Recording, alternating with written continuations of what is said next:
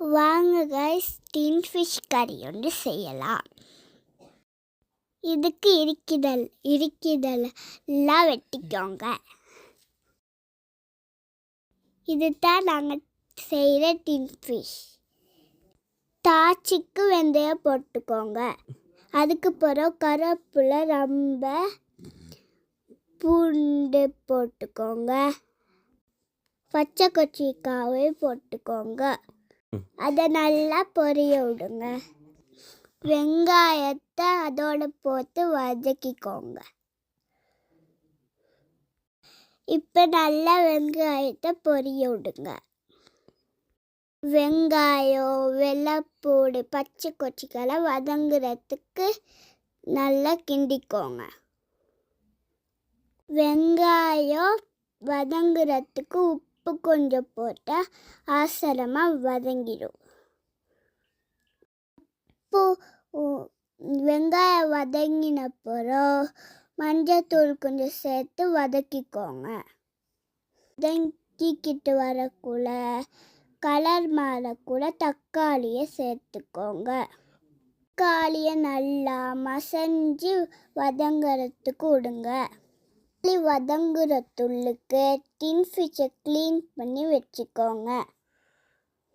டின் fish இப்படித்தான் இருக்கும். அதுக்கு பிறகு கொச்சிக்காய் தூள், மசாலா தூள் எல்லாம் கலர் மாறுற வரைக்கும் விடுங்க. நாங்கள் யூஸ் பண்ண மசாலா தூள் சிக்கன் மசாலா தூள். உங்களுக்கு எது விருப்பமோ அதை யூஸ் பண்ணுங்க. இதையும் போட்டு கலர் மாறுற வரைக்கும் அதிலேயே பொரிய விடுங்க.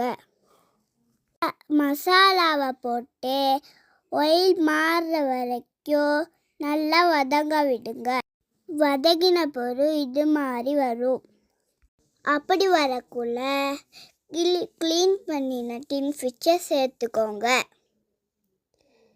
அதுக்கு பிறகு டின் ஃபிஷ் உடையாமல் ஒரு கரண்டியை வச்சு நல்லா மெதுவாக கரண்டியால் கிண்டி விட்டுட்டு ஒரு 10 நிமிஷம் வேக விடுங்க. மூடி ஒன்று யூஸ் பண்ணி மூடி வைங்க.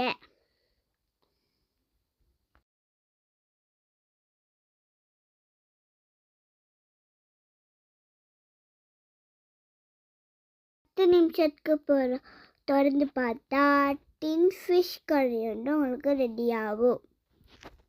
வீடியோ மறக்காமல் லைக் பண்ணுங்கள், சப்ஸ்கிரைப் பண்ணுங்கள்.